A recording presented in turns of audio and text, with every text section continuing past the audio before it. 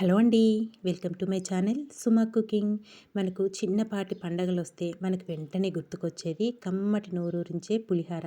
అలాంటి పులిహారని చింతపండు నానబెట్టి, ఉడికించి ఇదంతా ప్రాసెస్ లేకుండా చాలా సింపుల్‌గా, టేస్టీగా గుళ్ళో ప్రసాదంలాగా ఎలా ప్రిపేర్ చేసుకోవాలో ఈ వీడియోలో అయితే చూపిచ్చేస్తానండి. అది కూడా హెల్తీగా కరివేపాకు వేసుకొని ప్రిపేర్ చేసుకుంటాము.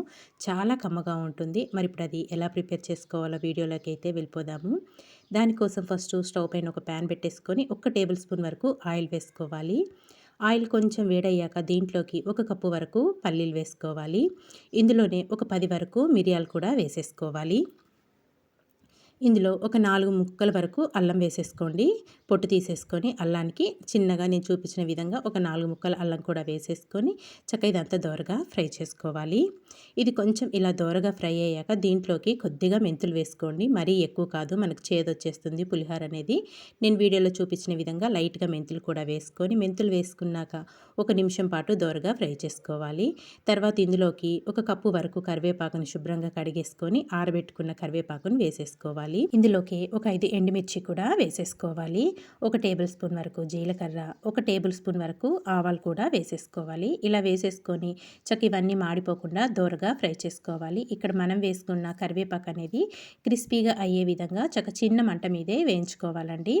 ఇది కొంచెం ఇలా ఫ్రై అయ్యాక దీంట్లోకి ఒక నిమ్మపండు సైజ్ అంత చింతపండుని నారలు తీసేసుకొని ఇలా పొడి పొడిగా చేసుకొని వేసేసుకోవాలి. చింతపండు అనేది మీరు తీసుకునే రైస్ క్వాంటిటీని బట్టి వేసుకోవాలండి. నేనైతే ఇక్కడ ఒక గ్లాస్ అన్నంని ప్రిపేర్ చేసుకొని రెడీగా పెట్టుకున్నాను. గ్లాస్ రైస్కి అయితే నేను ఇక్కడ ఒక చిన్న నిమ్మపండు సైజ్ అంత చింతపండును వేసేసుకొని దోరగా ఫ్రై చేసేసుకోవాలి. చూసారు కదా, మనకి కరివేపాకు అనేది క్రిస్పీగా ఫ్రై అయిపోయింది. ఎండుమిర్చి పల్లీలు కూడా దోరగా ఫ్రై అయిపోయినాయి కదా. ఇంక ఇప్పుడు స్టవ్ ఆఫ్ చేసేసుకొని దీన్ని కొంచెం చల్లారి పెట్టేసుకుందాము.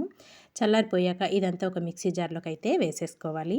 ఇలా వేసేసుకొని ఇప్పుడు మనం వేసుకున్న పల్లీలు, కరివేపాకు, ఎండుమిర్చికి సరిపడినంత సాల్ట్ అనేది వేసుకోవాలి. ఇందులోనే కొద్దిగా బెల్లం కూడా వేసుకోండి. నిజంగా ఆ బెల్లం తినేటప్పుడు మనకు భలే ఉంటుందండి. రైస్లో మటుకు కారం కారంగా, పుల్ల పుల్లగా, తీయ తీయగా చాలా బాగుంటుంది పులిహార.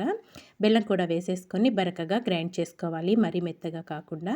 ఇలా గ్రైండ్ చేసుకున్నదంతా పక్కన పెట్టేసుకొని స్టవ్ పైన అయితే ఇప్పుడు ఒక ప్యాన్ పెట్టుకొని కొద్దిగా ఆయిల్ వేసుకోవాలి. ఆయిల్ కొంచెం వేడయ్యాక 1 కప్పు వరకు పల్లీలు వేసుకొని పల్లీల్ని ఒక 2 నిమిషాల పాటు ఫ్రై చేసేసుకోండి. పల్లీలు కొంచెం దోరగా ఫ్రై అయ్యాక దీంట్లోకి ఒక పావు టీ స్పూన్ వరకు ఆవాలు, కొద్దిగా కరివేపాకు, ఒక 5 వరకు పచ్చిమిర్చిని సన్నగా బారుగా కట్ చేసుకొని వేసేసుకోండి.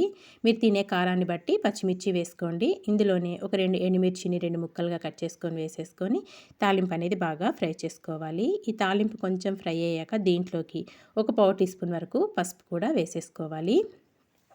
ఇలా పసుపు కూడా వేసేసుకొని మళ్ళీ ఇదంతా ఒకసారి బాగా మిక్స్ చేసేసుకుందామండి. చాలా సింపుల్గా ప్రిపేర్ చేసుకోవచ్చు. నిజంగా మనకి దేవుడి గుళ్ళో ప్రసాదం ఉంటుంది చూడండి, అచ్చం అలాగే ఉంటుంది. అంత కమ్మగా ఉంటుంది మనకి పులిహార మట్టుకు. ఎక్కువ శ్రమ పడుకోకుండా ఈజీగా ప్రిపేర్ చేసుకోవచ్చండి. తాలింపు అంతా బాగా ఫ్రై అయిపోయాక ముందుగా మనం ఉడికించి పెట్టుకున్న రైస్ని వేసేసుకోవాలి. ఇలా వేసేసుకున్నాక దీంట్లో మనం గ్రైండ్ చేసి పెట్టుకున్న కరివేపాకు, చింతపండు, పల్లీలు ఇవన్నీ గ్రైండ్ చేసుకున్నాక అది పొడి, ఆ పొడిని మొత్తంగా వేసేసుకోవాలి. ఇలా వేసుకొని ఇప్పుడు అన్నానికి సరిపడినంత సాల్ట్ వేసుకోవాలి.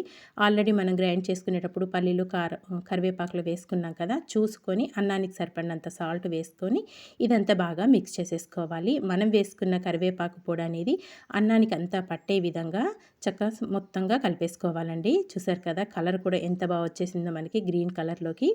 ఇదంతా ఇలా బాగా కలుపుకున్నాక ఇంక ఇప్పుడు మూత పెట్టేసి ఒక్క 2 నిమిషాలు మగ్గించేసుకుందామండి.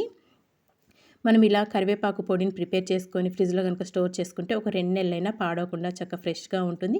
ఎప్పుడు కావాలంటే అప్పుడు మనం ఇలా పులిహోర అనేది ప్రిపేర్ చేసేసుకోవచ్చండి.